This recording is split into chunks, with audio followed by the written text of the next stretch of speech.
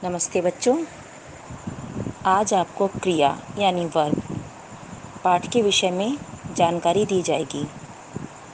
क्रिया की परिभाषा: जिन शब्दों से किसी कार्य के होने या किए जाने का पता चलता है या किसी घटना के घटित होने का पता चलता है उन्हें क्रिया कहते हैं। उदाहरण: जाता है, खाया था, लिखेगा आदि। क्रिया का मूल रूप धातु कहलाता है, जैसे जा, खा, लिख, पढ़, सो, ले, दे, देख आदि। क्रिया का प्रयोग हम दो प्रकार से करते हैं। एक होती है मुख्य क्रिया यानी आपका मेन वर्ब। एक होती है सहायक क्रिया यानी कि हेल्पिंग वर्ब।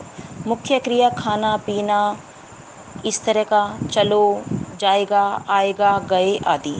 सहायक क्रिया में केवल है, था, थे, थी आते हैं, जिसमें मुख्य क्रिया नहीं होती। जैसे आज छुट्टी है, इसमें है आपका सहायक क्रिया का कार्य करता है। कल शनिवार था, तो था सहायक क्रिया का कार्य कर रहा है। क्रिया के भेद: क्रिया के भेदों का वर्गीकरण दो आधार पर किया जाता है। क कर्म के आधार पर, खा प्रयोग या संरचना के आधार पर। कर्म: कर्म के आधार पर क्रिया के दो भेद होते हैं, अकर्मक क्रिया और सकर्मक क्रिया। अकर्मक, जैसा कि इसके नाम से पता चलता है, अ मीन्स ना होना, किसी काम का, कर्म का ना होना। जो कार्य सीधे कर्ता द्वारा किया जाता है और उसे कर्म की आवश्यकता ना हो, जैसे भागना, सोना, कूदना, दौड़ना, रोना आदि, वो अकर्मक क्रिया कहलाते हैं। अकर्मक क्रिया की पहचान करने के लिए हमें कर्ता और क्रिया के साथ कौन और क्या लगाकर देखना चाहिए। जैसे मछली तैरती है, मछली क्या तैरती है, कोई आंसर नहीं मिलेगा, तो ये अकर्मक क्रिया है। बच्चा रोता है, बच्चा क्या रोता है, तो कोई भी इसमें आंसर नहीं मिलता, तो ये अकर्मक क्रिया है। अकर्मक और सकर्मक क्रिया को पहचानना ही सबसे कठिन कार्य होता है, तो इसको आप बहुत ध्यान से समझेंगे। अकर्मक, जिसमें कर्म ना हो, जिस कार्य को करने के लिए हमें आउटर किसी भी ऑब्जेक्ट की आवश्यकता ना हो, वो हमारी अकर्मक क्रिया कहलाएगी। अकर्मक क्रिया के भी दो भेद होते हैं। पूर्ण अकर्मक क्रिया, जो अपने आप में पूर्ण हो, जिसके लिए किसी पूरक शब्द की आवश्यकता नहीं होती, वो हमारी पूर्ण अकर्मक क्रिया कहलाती है। जिस प्रकार से हम कह सकते हैं कि नेहा बैठी है। ठीक, बैठने के लिए उसे कुछ नहीं चाहिए, वो ज़मीन पर भी बैठ सकती है, किसी फर्श पर बैठ सकती है, कहीं पर भी बैठ सकती है, घास पर बैठ सकती है, मिट्टी पर बैठ सकती है। हम इसमें कुर्सी पर लगा सकते हैं, यहाँ पे हमारा एक ऑब्जेक्ट आ जाएगा, लेकिन कुर्सी हटाने के बाद भी नेहा बैठी है, ये अपने आप में पूर्ण अर्थ देता है। चिड़िया उड़ रही है, चिड़िया उड़ रही है, आकाश में लगाना ज़रूरी नहीं है। अगर हमने आकाश में नहीं लगाया तो भी हमारा वाक्य पूर्ण है। इसमें हमें कोई भी अपूर्णता का एहसास यानी इनकम्प्लीट सेंटेंस हमें नज़र नहीं आता। वे जा रहे हैं, जा रहे हैं, वे जा रहे हैं, हम बोल देते हैं कि वे जा रहे हैं, वे गए या वे जाएंगे। अब कहाँ जाएंगे इसमें नहीं दिया गया, तब भी ये वाक्य अपने आप में पूर्ण है, तो ये हमारी पूर्ण अकर्मक क्रिया कहलाएगी। अपूर्ण अकर्मक क्रिया: जिस क्रिया में पूरक कार्य की, कर्म की आवश्यकता होती है, उसे हम अपूर्ण अकर्मक क्रिया कहते हैं। जैसे बच्चा बीमार है, बीमार बच्चा स्वयं से है, उसके अंदर है, जो भी बीमारी है उसके स्वयं के अंदर है, उसे बाहर से कुछ नहीं चाहिए। बट अगर हम इसमें बच्चा है लगा देंगे तो वाक्य अपूर्ण लगेगा। बच्चा है, बच्चा है, क्या है बच्चा, वह निकला, क्या निकला। अब इसमें वह मेहनती निकला, वह मूर्ख निकला, वह चालाक निकला, इस तरह के कोई भी हम शब्द लगा देंगे तो वाक्य हमारा पूर्ण हो जाएगा। लेकिन अगर हम कहेंगे कि वह निकला तो वाक्य हमारा पूर्ण होगा। जबकि निकला, मेहनती और ये सब होने के लिए हमारे एक इंटरनल, हमें अपने अंदरूनी गुणों की आवश्यकता है, ये कहीं हमें बाहर से ऐड नहीं करने हैं। पर हमारे इन शब्दों को, पूरक शब्दों को ना लगाने के कारण क्रिया हमें अपूर्ण नज़र आएगी। इसी तरह के और भी भेद होते हैं, इनको हटाकर अगर हम देखेंगे तो हमें वाक्य में नज़र आ जाएगा कि ये क्रिया अपूर्ण है, अकर्मक होने के बाद भी ये क्रिया अपूर्ण है। अब आते हैं हम सकर्मक क्रिया की तरफ। सकर्मक क्रिया में भी क्या होता है, जिस क्रिया में कर्म की आवश्यकता होती है उसे सकर्मक यानी सहित सकर्मक क्रिया कहते हैं। इसमें प्रत्यक्ष या अप्रत्यक्ष रूप से कर्म की उपस्थिति होती है। कई बार वो आपको सामने दिखाई देगा, कई बार नहीं भी दिखाई देगा। जैसे वह खाता है, खाने के लिए जाहिर सी बात है हमें कुछ ना कुछ चाहिएगा, लेकिन हमें अब दिख नहीं रहा वो खा क्या रहा है।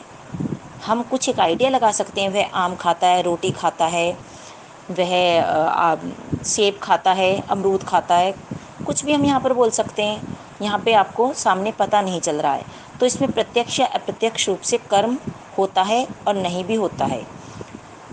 सकर्मक क्रिया के भी दो भेद होते हैं, पूर्ण सकर्मक और अपूर्ण सकर्मक। अब पूर्ण सकर्मक क्रिया दो प्रकार की होती है। एक कर्मक, जिन वाक्यों में केवल एक कर्म रहता है वहाँ पर एक कर्मक सकर्मक क्रिया। जब कर्म इसमें है तो खुद से हमें समझ में आ जाता है, कर्म अगर है तो ये सकर्मक ही होगा, इसमें अलग से हमें सकर्मक लगाने की आवश्यकता नहीं है, कर्म का मौजूद होना ही सकर्मक कहलाता है। तो जैसे सोनू गीत गाता है, गाने के लिए हमें कुछ ना कुछ चाहिएगा, तो इसमें एक कर्म नज़र आता है। नानी कहानी सुनाती हैं, सुनाने के लिए कुछ चाहिएगा हमें, कहानी, इसमें कहानी आ गया, इसमें आपका गीत आ गया। अब हम वाक्यों को बदलेंगे। जैसे द्विकर्मक क्रिया में क्या होता है, दो कर्म होते हैं। जैसे सोनू मोनू को गीत सुनाता है। अब सोनू के पास यहाँ पर दो कर्म हैं, यानी दो ऑब्जेक्ट हैं उसके, एक तो कौन है, मोनू, एक है गीत। तो यहाँ पर आपकी द्विकर्मक क्रिया आ जाएगी। नानी मुझे परियों की कहानी सुनाती है, यहाँ पे तो आपकी बल्कि दो से भी ज़्यादा बैठ जाती हैं। नानी किसे, मुझे, क्या, कहानी किसकी, परियों की। तो ये हमारे इसमें कई सारे कर्म आ रहे हैं, तो ये एक कर्मक क्रिया में ना आकर द्विकर्मक क्रिया कहलाएगी। अब आती है आपकी अपूर्ण सकर्मक क्रिया।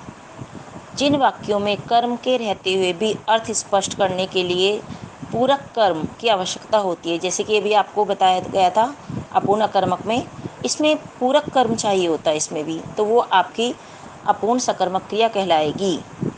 वह तुम्हें अपना मित्र नहीं मानता, वह अपना मित्र नहीं मानता। अब मित्र नहीं मानता किसे, हमें यहाँ पे नहीं पता चल रहा किसे मित्र नहीं मानता, तो यहाँ पे तुम्हें लगाने पे हमारा सकर्मक क्रिया का वाक्य पूर्ण हो जाएगा। इसी तरह के और वाक्य होते हैं। रवि मूर्ख समझता है, रवि किसे मूर्ख समझता है, यहाँ पे हमें नहीं पता किसको मूर्ख समझता है, वाक्य आपका अपूर्ण नज़र आ रहा है, जो हमें अपूर्णता का एहसास देता है। ये रवि मोहन को, रवि सोहन को, रवि श्याम को, रवि मुझको मूर्ख समझता है। इस तरह के आपके शब्द आने पर हमारी जो क्रिया है, ये सकर्मक क्रिया, ये पूर्ण बन जाएगी। अतः इस कारण से इसे अपूर्ण सकर्मक क्रिया कहा जाता है। अकर्मक से भी सकर्मक बनता है। किस प्रकार से बनता है, जैसे मुड़ना, व्यक्ति खुद ही मुड़ता है, आप खुद मुड़ सकते हो। मोड़ना यानी किसी ने आपको पकड़ के मोड़ दिया, जैसे आप खड़े हो बातें कर रहे हो, किसी ने आपका हाथ पकड़ के ऐसे आपको घुमा दिया कि इधर देख, ये इधर पे, इधर क्या हो रहा है, तो ये मोड़ना, यानी कोई और दूसरा व्यक्ति चाहिएगा मोड़ने के लिए। लेटना, खुद से आप लेट गए हो, लेकिन तबीयत ख़राब है, कुछ आपसे नहीं चला गया, कोई ऐसी बात होती है तो आपको लिटाया गया, लिटाना यानी वहाँ पे कोई और मौजूद है जो आपको ये वाला कर्म करवाएगा। टूटना, खुद से टूट जाना, ठीक है, किसी भी डाली का, पेड़ का, पत्तों का टूट जाना और उन्हें तोड़ना, ये हमारा अकर्मक से सकर्मक बन जाता है।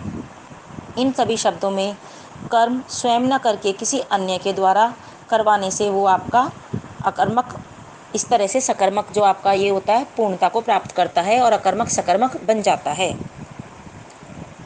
रचना के आधार पर भेद। रचना के आधार पर क्रिया के 5 भेद होते हैं। सामान्य क्रिया या मुख्य क्रिया। सामान्य क्रिया, मुख्य क्रिया में किसी भी काल के वाक्य आ सकते हैं, वर्तमान काल, भूतकाल का आपका। तो इसमें अगर आप ध्यान देंगे तो ज़्यादातर अधिकतर आप ये पाएंगे कि आपके जितने भी वाक्य होते हैं वो एक क्रिया का प्रयोग करने के कारण, इस सामान्य क्रिया में एक क्रिया का प्रयोग करने के कारण आपके भूतकाल के वाक्य होते हैं। जैसे वह आया, तुम जाओ, ये हमारा वर्तमान का हो गया। राधा गई, वह सोया, तो इस तरह के आपके वाक्य होते हैं। संयुक्त क्रिया। संयुक्त क्रिया, संयुक्त का मतलब ही किसी चीज़ का कंबाइंड होना है। जब दो या दो से अधिक धातुओं के मेल से वाक्य बनता है, जैसे अभी हमने वाक्य लिया था तुम जाओ, तुम चले जाओ, चलना और जाना, ये दो क्रिया हमने लगा दी, तो यहाँ पे हमारा हो गया संयुक्त क्रिया। राधा गई, हमने अभी वाक्य लिया था राधा गई, अब आपका वाक्य आ गया राधा गई है या राधा गई थी, तो गई और थी दोनों एक ही बात बता रहे हैं, तो ये आपका संयुक्त वाक्य हो गया। वह सो रहा था, सो रहा और था, इसमें तीन हमने क्रियाएं लगाई हैं, तो ये हमारा संयुक्त क्रिया बन गया। एक से अधिक क्रिया का प्रयोग। नाम धातु क्रिया।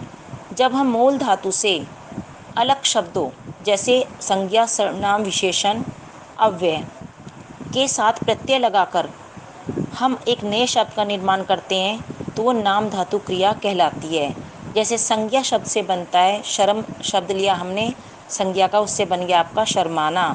उसके बाद हमने लिया सर्वनाम से अपना, सर्वनाम अपना पढ़ते हो सर्वनाम में, अपनाना, ये आपका मूल धातु। एक नाम धातु मतलब हमने एक उसे नाम दे दिया, उस क्रिया को एक अलग से नाम दे दिया। विशेषण में आपका गरम, वो कैसा गरम, उस चीज़ को गरमाना, ये बन गया आपका गरमाना, उसको एक हमने नाम दे दिया।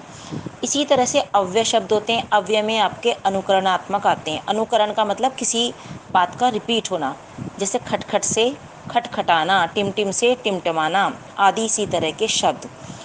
अब आती है आपकी पूर्वकालिक क्रिया। मुख्य क्रिया से पूर्व कर के प्रयोग के साथ हम पूर्वकालिक क्रिया को बनाते हैं। इसमें एक वाक्य, जैसे कि सुनने से आपको पता चल रहा होगा, एक क्रिया पहले पूर्व में हुई होती है भूतकाल में, और एक क्रिया बाद में या तो होती है या आगे भविष्य में होगी, कुछ भी हो सकता है। जैसे बच्चा खेलकर सो जाएगा या बच्चा खेलकर आया, वे पढ़ाकर चले गए, इसमें दोनों आपकी भूतकाल की हो गई, पढ़ाया उन्होंने भूतकाल में और चले भी गए। राधा खाकर चली गई, ये भी आपकी भूतकाल की हो गई। मैं नहाकर जाऊंगा, ये आपकी एक भविष्य, मतलब पहले नहाया जाएगा उसके बाद जाया जाएगा, ये भविष्यत काल के बारे में बता रही है। तो ये आपके रचना के आधार पर भेद हो गए। इसके पश्चात आती है आपकी प्रेरणार्थक क्रिया। प्रेरणार्थक क्रिया में कर्ता स्वयं कार्य न करके किसी अन्य को कार्य करने की प्रेरणा देता है। जैसे दादाजी अनु से पानी मंगवाते हैं, दादाजी खुद नहीं पानी लाते, अनु से कहा है पानी लाने के लिए। राधा ने छात्रों से लेख लिखवाया आदि। इन वाक्यों में दादाजी, अनु, राधा प्लस छात्र दोनों कर्ता हैं, अतः इन क्रियाओं में प्राय दो कर्ता देखने में आते हैं, प्रथम कर्ता और द्वितीय कर्ता। प्रेरणार्थक क्रिया के भी दो भाग होते हैं। प्रथम प्रेरणार्थक क्रिया, जब कर्ता स्वयं उपस्थित रहकर, यानी वो वहाँ पर रहता है और कार्य करने की, कर्म करने की प्रेरणा देता है। जैसे अध्यापक पाठ पढ़ाते हैं, यानी जैसे अगर हम आपको कुछ पढ़ाते हैं तो आपको पढ़ने की प्रेरणा दे रहे हैं हम, कि हम पढ़ेंगे तो आप भी पढ़ोगे। हिमांशु गीत सुनाता है, हिमांशु ने गीत सुनाया तो दूसरे उसे सुनकर गुनगुनाएंगे, गाएंगे, तो वो गीत गाने की प्रेरणा देता है। ये प्रथम प्रेरणार्थक क्रिया है। द्वितीय प्रेरणार्थक क्रिया में कर्ता स्वयं काम न करके अन्य को वो कार्य करने की प्रेरणा देगा। जैसे भी हमने ऊपर वाक्य लिया था, तो उसी तरह से आपका वाक्य आ जाएगा। जैसे अध्यापक ने बच्चों से पाठ पढ़वाया, अब अध्यापक खुद ना पढ़ के बच्चों से पढ़वा रहे हैं। दादी ने नौकरानी से कपड़े धुलवाए, इसी तरह के बहुत सारे वाक्य होते हैं। अब आप समझ लीजिए किस तरह से बनती है क्रिया। क्रिया के शब्द हैं आपके पढ़ना, प्रथम में पढ़ाना, द्वितीय में, द्वितीय प्रेरणार्थक में पढ़वाना। इसी तरह से रोना, रुलाना, रुलवाना, बोलना, बुलाना, बुलवाना आदि। इसी प्रकार के और आपके वाक्य बन जाते हैं। धन्यवाद।